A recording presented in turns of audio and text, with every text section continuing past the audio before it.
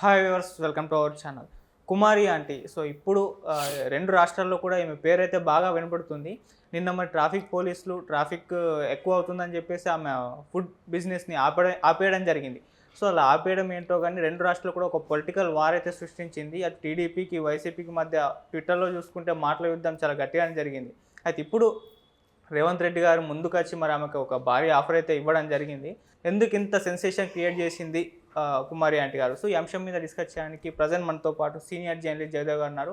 వారితో ఒకసారి డిస్కస్ చేద్దాం. సార్ నమస్కారం సార్. నమస్తే. సార్ మామూలుగా ఒక ఫుడ్ బిజినెస్ చేస్తూ ఉంటుంది కుమారి ఆంటీ. అటువంటి ఆమె వాళ్ళ 2 రాష్ట్రాల్లో ఒక పొలిటికల్ వార్ని అయితే క్రియేట్ చేసింది. అటు వైసీపీకి, టీడీపీకి మధ్య ట్విట్టర్‌లో ఏ విధమైన వార్ అయితే జరిగిందో మనందరికీ తెలిసిందే. ఈవెన్ రేవంత్ రెడ్డి గారు ఇప్పుడు ఆయన ముందుకొచ్చి ఈమెకు ఒక భారీ ఆఫర్ అయితే ఇవ్వడం జరిగింది. తొందరలో అక్కడ వచ్చి ఫుడ్ తింటానని చెప్పారు. ఏం చెప్తారు సార్ మీరు ఇష్యూ గురించి? ఇది ఎవరు స్వప్రయోజనం కోసం వాళ్ళు హైలైట్ చేసి హైప్ చేశారని అనిపించింది నాకు. ఎందుకంటే ఫస్ట్ కుమారి ఆంటీ ఆవిడ దాంట్లో తప్పేం లేదు. ఆవిడేముంది అంటే మీకు ట్విట్టర్లో జరిగిన వారు గురించి చిన్న బ్రీఫ్. నాకు ఏం లేదు, అక్కడ జగన్మోహన్ రెడ్డి గారు ఇచ్చిన ఇల్లు ఒకటి ఉంది అన్నట్టుగా చెప్పింది. మేబీ ఊర్లో ఇల్లు ఉందేమో, అక్కడ ఆంధ్రాలో ఎక్కడో తెలియదు. పోనీ ఇల్లు ఉంది, ఇల్లు ఎందుకు ఇచ్చారు? అక్కడ బ్రతుకు తెరుగుతూ ఎవరైతే ఇబ్బంది పడుతున్నారో, జీవితంలో ఇల్లు అనే కళ సాకారం చేసుకోలేరో అటువంటి వాళ్ళకి ఇచ్చారు. సో ఆవిడ అక్కడి నుంచి ఎక్కడికి వచ్చి హైదరాబాద్లో ఎందుకు బతుకుతుంది? అక్కడ బతకలేక ఎక్కడికి వచ్చిందా? సో వైసీపీ వాళ్ళు అన్నది వాస్తవమే, టీడీపీ వాళ్ళు అన్నది వాస్తవమే. చాలామంది అక్కడ ఓటు హక్కున్నా ఇక్కడ పని చేసుకోవడమో, ఇక్కడ వృత్తో వ్యాపారం చేసుకోవడం చేస్తున్నారు. అలాంటి వాళ్ళు ఆవిడ ఒకరిది. ఇకపోతే ఆవిడ రోడ్ సైడ్ని పెట్టుకున్నప్పుడు దీనికి అంతటికీ కారణం ఆవిడ కాదు, వైసీపీ కాదు, టీడీపీ కాదు, రేవంత్ రెడ్డి గారు అంతకన్నా కాదు. ఎందుకంటే ఆవిడ రోడ్ సైడ్ పెట్టుకున్నప్పుడు ఫస్ట్ ఒకడు బండి ఆపుతాడు, తింటాడు, సరే బాగుంది అంటాడు. అనుకున్నాక వాడికి రిలేషనో లేకపోతే తెలిసిన వాళ్ళు అయితే అరే ఈ ఆంటీ బాగా చేస్తుంది, ఇవి స్ప్రెడ్ చేద్దామని అని చెప్పి వాడు సరదాగా పోస్ట్ చేస్తాడు. అది విని ఆ నోట ఈ నోట మొత్తానికి అందరికి స్ప్రెడ్ అయ్యి మరికొంతమంది హెల్ప్గా వచ్చి తింటారు, రేటింగ్లు ఇస్తుంటారు. అలాగా కొంచెం క్రేజ్ పెరుగుతుంది. ఈ విషయం పక్కన పెడితే అక్కడ తినడానికి వచ్చినప్పుడు బండి పార్క్ చేసినప్పుడు ఎలా తెలుసా సార్, అంటే ఇది నేను ఎన్నిసార్లు మాట్లాడినా తప్పు ప్రజలది అన్నట్టుగా మాట్లాడతా, అంటే మనది, అందులో నేను కూడా ఉన్నాను. బండి పార్క్ చేసినప్పుడు సరిగ్గా పెట్టచ్చు కదా, రోడ్డు మీద పెడతాడు. ఇప్పుడు వెళ్ళిపోతాం కదా, జస్ట్ 5 minutes తినేసి వెళ్ళిపోతాడు. సైడ్కి పెట్టి తిని మళ్ళీ వెళ్ళబ్బా, నువ్వు సైడ్ పెట్టలేవా? ఆడలా పెడతాడా, ఇంకోడొచ్చి ఇలా పెడతాడు, ఆడొచ్చి అటుండి వచ్చి అక్కడ పెడతాడు, ఒక రాంగ్ రూట్లో వచ్చి ఇక్కడ పెడతాడు. అరే బాగుందిరా, మళ్ళీ అక్కడికి వెళ్తే యూట్యూబ్ నా ముందుకు ఉంది అని చెప్పి రాంగ్ రూట్లో వచ్చి ఇక్కడ బండి పెడతాడు. దీనివల్ల ఏమవుతుంది, ఈ కారు వచ్చారు ఇంకోటి చూసి అరే కారు ఆడ ఆపుతాడు. వెనకోడు ఎంత ఆరుని వేసుకున్నా ఇలాగంటాడు. ఒక్కొక్కడు గ్లాస్ డోర్ దించడు, ఒక్కొక్కడు గ్లాస్ డోర్ ఫుల్గా ఎత్తేసి ఫోన్ మాట్లాడుకుంటూ డ్రైవ్ చేస్తుంటాడు కార్లు. వీళ్ళందరూ ఎవరు? మనలో ఒకరు కదా. సో ఇలాగ ఇబ్బంది అయినప్పుడు ట్రాఫిక్ జామ్ అయిందంటే వెనకోడు ఎవడో పెద్ద కారు వచ్చి ట్రాఫిక్ జామ్ అవుతుంది, పోలీసులు పట్టించుకోవట్లేదు, పోలీసులు ఆవిడ దగ్గర ఎంతో నొక్కేసి ఉంటారులే అంటాడు. ఈడే మళ్ళీ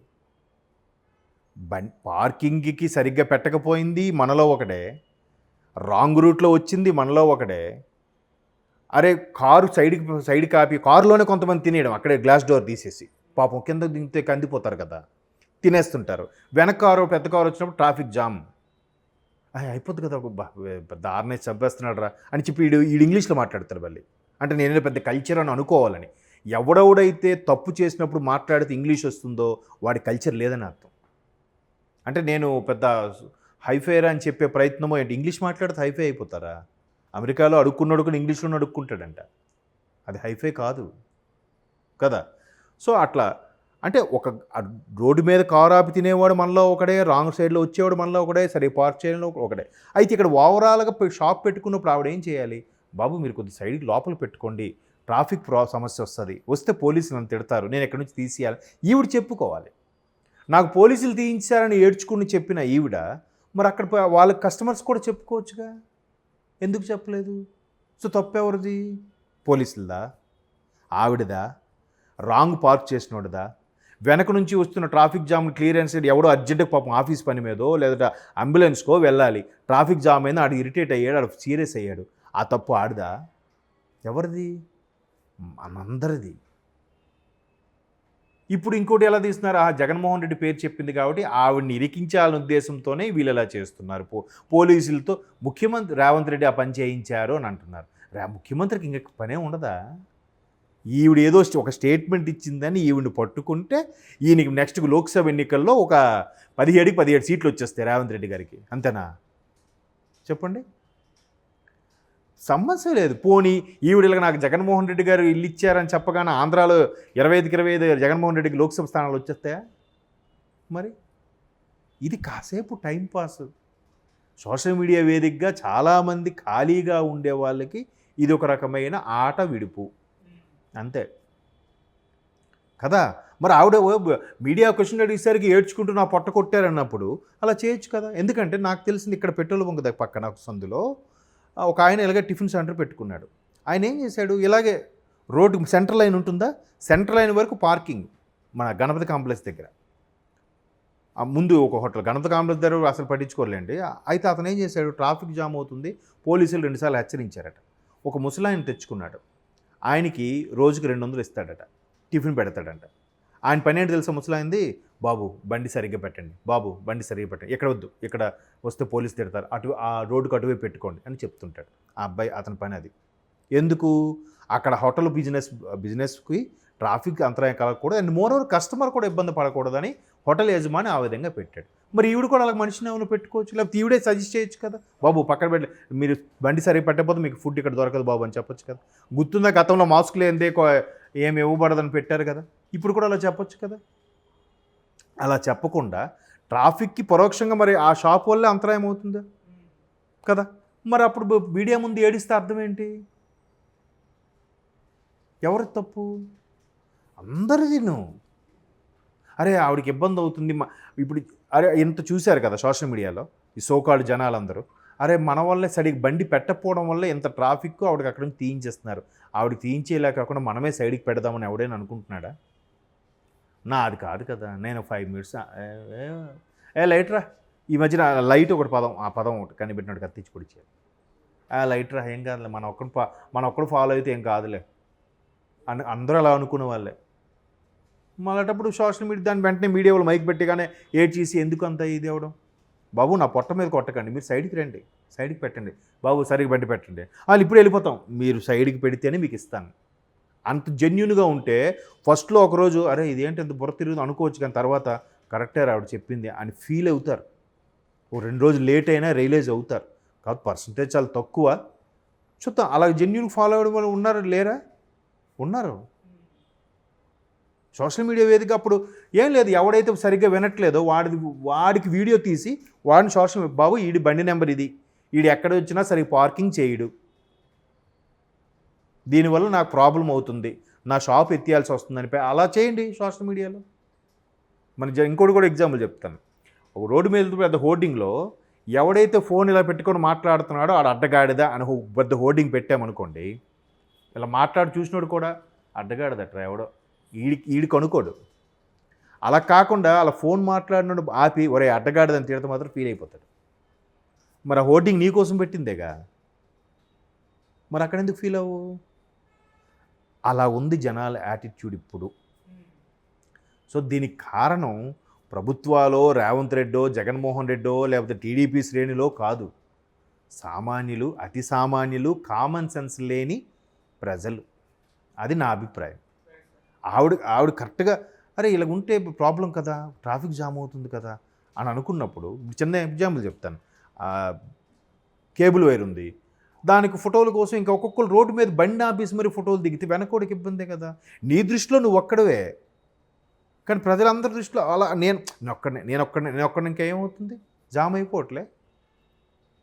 సిగ్నల్ పడుతుంది, వాడు ఏదో ఫోన్ చూసుకుంటుంటాడు, వెనక నుంచి ఆర్నేస్తే కానీ అప్పుడు చూడ్డు ఆ సిగ్నల్ పడిందని. ఇదేమో ఒక 2 మినిట్స్కి ఏమైపోద్ది, ఊరికే కొంపలు మునిగిపోయినట్టు ఫీల్ అవుతున్నాడు అనుకుంటాం. ఆ 2 మినిట్స్ కాస్త అలాగా ఒక 10 మీటర్ వెనక్కి వెళ్ళేసరికి ఆడికి అరగంట టైం ఎక్కువైపోద్ది ఆడికి. ఆడొచ్చేసరికి మళ్ళీ సిగ్నల్ పడిపోద్ది, ఇంకో ఎక్స్ట్రా అయింది కదా. అది అలా కొనసాగింపుగా ఇంటికి వెళ్ళేసరికి అరగంట ఎక్స్ట్రా అవుతుంది ఆడికి. ఈడి దృష్టిలో 2 నిమిషాలే, అక్కడ అంత చిన్న లాజిక్ ఎందుకు మిస్ అవుతారు అంటే ఈడిది వెళ్ళిపోతే చాలు. కాబట్టి ఆ కుమారి ఆంటీయా లేదంటే జగన్మోహన్ రెడ్డా, చంద్రబాబు నాయుడా, లేదంటే ఇవన్నీ ఇప్పుడు రేవంత్ రెడ్డి గారు మీరేమన్నారు, బంపర్ ఆఫర్ ఇచ్చారా అంటున్నారు. ఎందుకు బంపర్ ఆఫర్ అది? ఆయన వచ్చి తింటే ఏమి ఇదే? ఇప్పుడు ఆయన వచ్చాడు అనుకుందాం, తిన్నాడు అనుకుందాం, ఆయన వస్తున్నాడు అని చెప్పి ఒక రోజంతా ఆపేస్తారు, ట్రాఫిక్ అంతా సరదా తీరిపోద్ది అందరికీ. సెక్యూరిటీ రీజన్స్ అని దగ్గరని ఎవరిని చేరనివ్వరు, ఆ రోజంతా బేరాలు పోతాయి. ఇంకా ఆవిడికి ఇంటికి పిలిపించుకుంటే అక్కడ ఎందుకు వెళ్ళాలి? ఇంకా ఆవిడ క్రేజ్ ఎందుకు ఉంది? ఆ ప్లేస్ పోకూడదని కదా ఆవిడ తాపత్రయం. అక్కడికి వెళ్ళి తింటేనే కదా ఆవిడ క్రేజ్ పెరుగుద్ది. వెళ్తాడు ఆయన, మొత్తం సెక్యూరిటీ వాళ్ళు అందరూ ఆపేస్తారు. ఆ రోజు 100 ప్లేట్లు అవ్వాల్సింది 10 ప్లేట్లే అవుతాయి. అప్పుడు తప్పు లేదా మరి?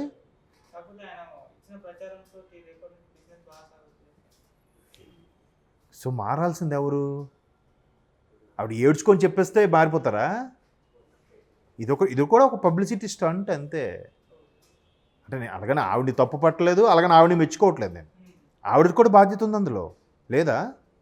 సామాన్య ప్రజలతో పాటు ఆవిడది కూడా బాధ్యత ఉంది.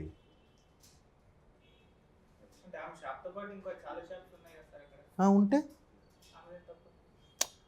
ఆవిడ షాప్కి వచ్చే వాళ్ళు ప్రాపర్గా బైక్ పార్క్ చేస్తున్నారు లేదో చూసుకునే బాధ్యత ఆవిడ వరకు ఉంది.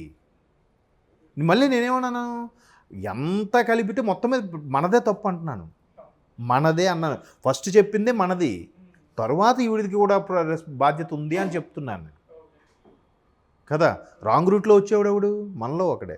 బండి ఇలా పెడితే ఇలా పెట్టేవాడెవడు? మనలో ఒకడే. కారు రోడ్డు మీద ఆపేసి ప్లేట్ తెచ్చుకొని తిన్నోడెవడు? మనలో ఒకడే. గ్లాస్ డోర్లన్నీ తీసి ఫోన్ మాట్లాడుకుంటూ స్లోగా వెళ్తుంటాడు. ఎంత హార్న్ వేసినా, ఎన్ని సైరన్లు వచ్చినా, ఎన్ని అంబులెన్స్ వచ్చినా అక్కడికి అనవసరం. ఒరే దారి ఏంట్రా, లోపల వాళ్ళ ప్రాబ్లం అన్నా కూడా వీడి ముందు వెళ్ళిపోవాలి. తీరా చూస్తే వీడు పబ్కి వెళ్ళాలి. ఎవరు చెప్తారు అది? మారాల్సింది ఎవరు?